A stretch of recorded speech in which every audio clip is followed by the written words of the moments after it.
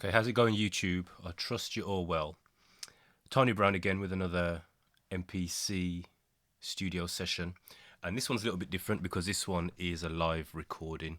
So what I wanted to do in this video was basically respond to a comment or a question I had about layering sounds, specifically around the layering option in the MPC software versus the simultaneous play option.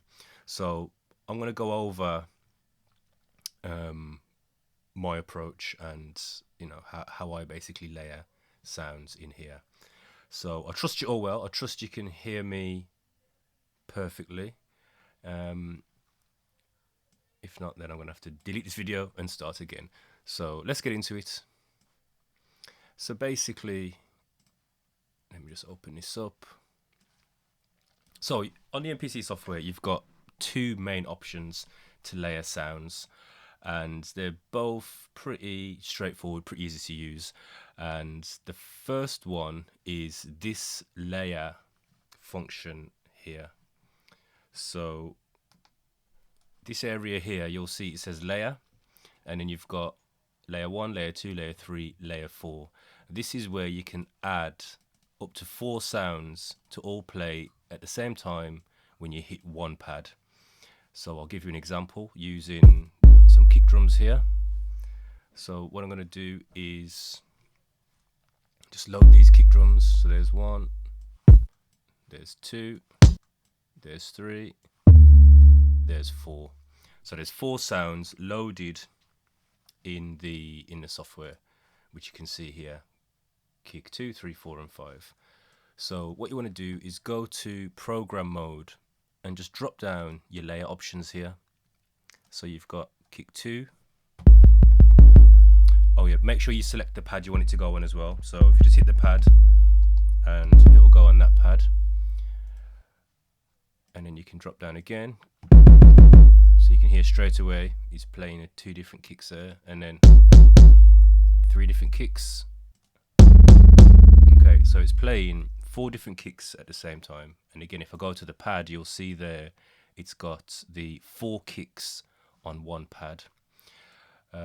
That's one option. And then obviously with that, what you can do, you can start adding different filters, etc. to the sounds. So you can turn them up and down. So as you can hear, that is just ridiculously distorted. So you can start leveling them off. You can change the velocity. You can change a number of things on here. You can add a filter, so you can filter it out.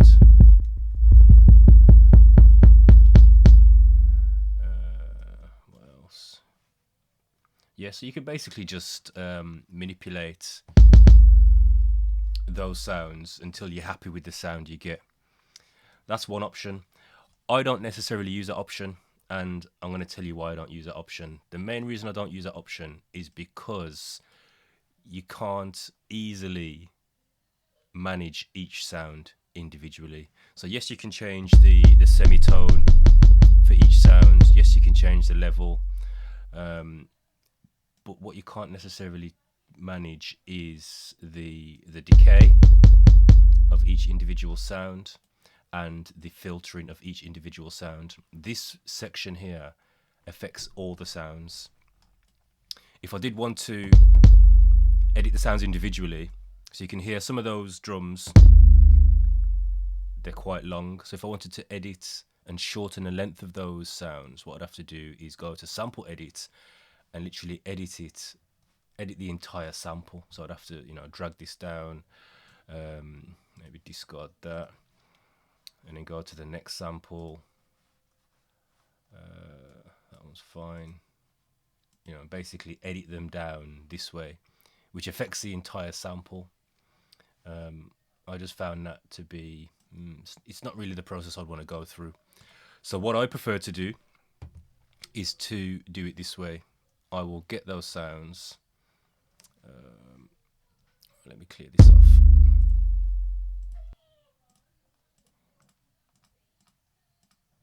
So what I would prefer to do is do it this way. is to drop them on individual pads and use the simultaneous play option. So you can hear now I've got all those sounds on pads 1 to 4, and then I will basically manage and edit each one individually. So again, with that, you know, I can put a decay and a filter on that.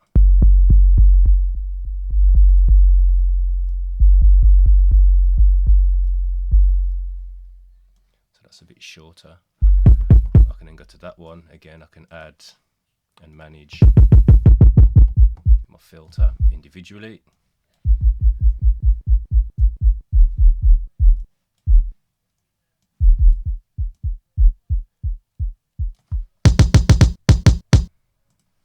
So this is how I prefer to do it.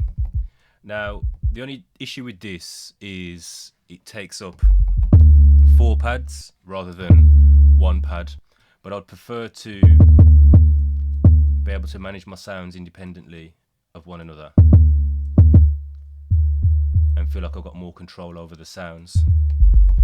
So then now I've got my sounds laid out individually, what I'll then do is go over here to where it says simultaneous play, and I will hit the pad that I'm going to use to trigger all the sounds, which will be pad A1, and then I'm going to tell this that when I hit pad A1, I want it to also play pad A2, pad A3, and pad A4.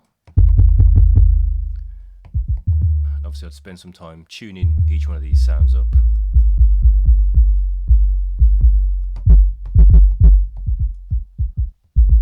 So that one's a little bit too loud.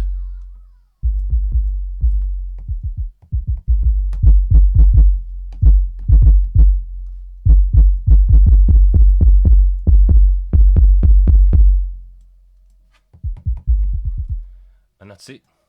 That's the layering function I use. And obviously you can do the same with a snare drum as well. So you can beef up your kicks, and then again I'll just show you the same process with the snares. So again I'll drop that on there. Drop that on there.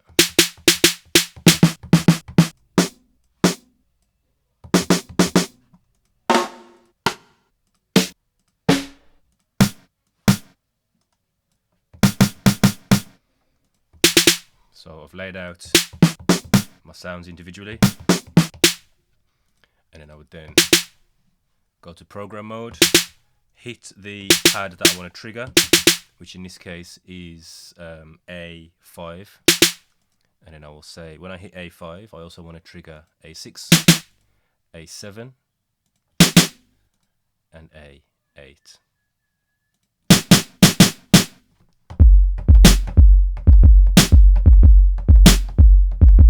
And that's how you beef up your sounds.